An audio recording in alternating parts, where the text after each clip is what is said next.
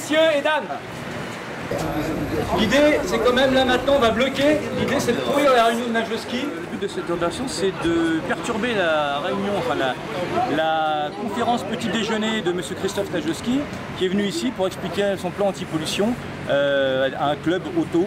Où les gens payent 198 € pour les non-abonnés et 90 € pour les abonnés, pour venir écouter ces balivernes concernant ce qu'il veut mettre en place dans Paris, et notamment les interdictions de circulation pour les deux roues motorisées d'avant 2000, les interdictions de circulation pour les voitures d'avant 97. L'idée aujourd'hui, c'est que la FFMC, on a fait pas mal de manifestations, c'est-à-dire que la FFMC n'est pas là pour gêner les citoyens, donc on va attaquer les gens directement concernés, c'est-à-dire les politiques, aller les gêner dans leurs réunions, sur leur agenda. Et donc à chaque fois que M. Najewski ou Mme Hidalgo ira quelque part, il faut qu'ils s'attendent à nous trouver en travers de leur route. M. Christophe Najewski veut mettre les motards dehors. Nous, on va empêcher M. Najewski de sortir de chez lui. Je vais vous demander de vous pousser sur le côté. Donc ils veulent qu'on se pousse sur le côté. Moi, je vous demande de rester là parce qu'il faut qu'on bloque l'hôtel. Ils vont nous pousser Manu Militari. Je vous invite à vous asseoir.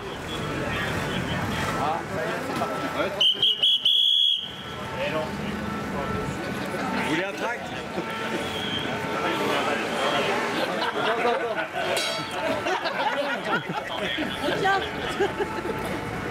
Ouais, c'est bien reçu. C'est un petit déjeuner indigeste. Moi je suis toujours ouvert au débat. Non, vous savez bien que non. On a eu plusieurs réunions. À chaque fois, vous restez sur vos positions. Vous nous obligez à faire ça. On n'a pas envie de faire ça. Je peux vous dire que vous restez aussi vite sur vos positions. Hein. Bah oui, non, nous on fait des propositions. Vous avez fait des propositions, vous ne voulez pas les écouter. Je sais que le fait de rouler en deux roues motorisées, c'est déjà une alternative à la pollution. Hein. Donc vous ne voulez pas écouter, Anne Hidalgo ne veut pas écouter. Vous savez bien qu'on a eu plusieurs réunions ensemble. Vous restez campés là-dessus. Vous nous obligez donc maintenant à faire des opérations comme celle-là. En même temps, ça nous entraîne un peu, c'est bien. Mais c'est dommage d'en arriver là. Vous êtes libre de penser ce que vous voulez, de faire les opérations que vous voulez. À partir du moment où c'est des opérations qui respectent le débat, la démocratie, la non-violence aussi, il n'y a pas de souci. On n'est pas là pour être violent. Voilà. Sauf que vos directives à vous, est-ce que vous voulez faire, c'est violent. C'est ça qui est violent. Vous voulez éliminer les deux roues motorisées d'avant 2000, les usagers des deux roues motorisées d'avant 2000 de Paris et les voitures d'avant 97. C'est-à-dire des gens qui socialement n'ont pas les moyens de s'acheter des véhicules neufs. Vous savez, M. Bellotti, il y en a même là partout. Vous savez, M. Bellotti, je pense que il y a des discours qu'il ne faudrait peut-être mieux pas porter. Ah oui. Oui, parce que ce que l'on fait, c'est au service de l'intérêt général. Oui, mais ça, c'est ce que vous vendez. C'est au service de l'intérêt général. Et moi, je défends le droit à respirer un air sain. Ah oui. La qualité de l'air à Paris n'a jamais été aussi bonne. Et je dis que l'espérance de vie des Parisiens est la plus importante en France. Oui, chacun doit participer à l'effort collectif. Alors maintenant, soit vous l'entendez, soit vous ne voulez pas l'entendre. Si vous ne voulez pas l'entendre, c'est votre droit. Vous défendez vos intérêts extrêmes. Vous défendez vos intérêts, très bien. Mais moi, ce que je peux vous dire, c'est que voilà, moi, je défends l'intérêt. De par vos positions, vous faites détester l'écologie aux citoyens. Parce que les citoyens en ont marre de l'écologie punitive. C'est pas comme ça qu'on pratique l'écologie, il y a bien d'autres moyens de le faire. Et quand vous voulez mettre tout le monde sur le même niveau, juste par principe, ça pose quand même un problème. Le bureau motorisé, c'est une solution dans Paris. La preuve, c'est qu'il y en a de plus en plus. Et c'est pas comme ça qu'on pratique la politique écologique, M. Najewski. Vous restez sur vos positions, vous êtes extrême dans vos directives, mais si, pas du tout. C'est pas comme ça qu'on pratique. Tout le monde est écologiste. Tout le monde est écologiste. D'ailleurs, on se demande pourquoi il y a un parti écologiste. Tout le monde est écologiste. On fait des choses de manière tout à fait graduée et proportionnée. C'est très brutal et c'est contre les banlieusards. Ça fait un an qu'on a annoncé les choses. Vous êtes en train d'envoyer un message clair aux banlieusards. Vous leur dites restez chez vous, l'élite parisienne ne veut pas de vous. Des gens qui n'ont pas les moyens d'acheter des véhicules neufs, des gens qui ont une vie après le travail parce qu'ils doivent déposer des enfants. Ils peuvent se déplacer autrement. Ah oui, avec quoi? Mais vous, M. Najewski, vous vous déplacez en vélo, vous êtes dans Paris? Non, je me déplace en vélo, en métro. Mais les gars qui habitent dans des banlieues enclavées où il n'y a pas de transport en commun, où ils sont souvent en grève, où ils ne sont pas performants. 3-4 bus pour venir ici. Ils vont être 3 heures pour venir travailler, pour avoir le droit de travailler 3 heures, alors qu'avec une bagnole ou une moto, ils vont mettre 2 fois moins de temps, voire 3 fois moins de temps. Et vous leur dites, les banlieusards, restez chez vous. Vous n'avez pas la réalité, vous n'avez pas le sens des réalités de la vraie vie. Il y a des gens qui peinent aujourd'hui à venir travailler, qui se font chier à venir travailler avec des transports en commun qui n'en peuvent plus. Pourquoi vous pensez qu'il y a de plus en plus de deux roues motorisées? Non mais le transport en commun, moi aussi je vais prendre le métro sur prestation. Je parle des gens qui habitent dans des banlieues loin et qui ont du mal à venir travailler dans Paris.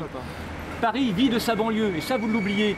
vous excluez tous les banlieusards, vous faites une politique uniquement pour les Parisiens. Il y a des gens qui habitent en banlieue, il y a 900 000 personnes qui rentrent dans Paris tous les jours pour travailler. 900 000. Mais c'est pas ces électeurs. Comment ils font?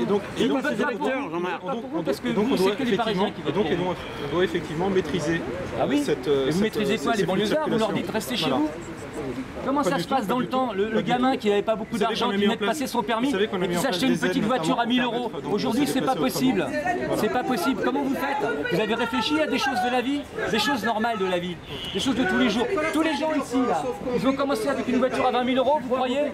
Quand on passe son permis, qu'on n'a pas d'argent, on achète une petite bagnole à 1000 €, une petite moto à 500 ou 600 €. Aujourd'hui, ce sera plus possible. Parce que ces gens-là, vous leur interdisez d'acheter des véhicules qui sont anciens et vous leur demandez d'acheter des véhicules qui coûtent entre 15 et 25 000 €. Forcément, non, non, pas du tout, non. Mais vous leur proposez quoi? Parce que ce sont des restrictions de circulation, vous savez très bien que c'est uniquement en semaine et aux heures de journée. Ah bien sûr, donc les mecs ils sont obligés de bosser la nuit alors. Ce qu'on dit aux gens, c'est qu'ils peuvent se déplacer autrement dans Paris qu'avec un véhicule polluant en semaine. Mais dans Paris, mais ceux qui viennent de banlieue, ceux qui viennent de banlieue, ah oui, ils sont les parcs relais, oui, ils sont même pas mis en place pour l'instant. Si, ça existe absolument. Vous êtes en train de mettre une politique que vous devriez mettre en place dans 15 ans. Les parcs relais, la multimodalité, ça vous dit quelque chose? La multimodalité, mais arrêtez, mais parlez aux gens qui ont des vraies difficultés. Maintenant, si vous voulez continuer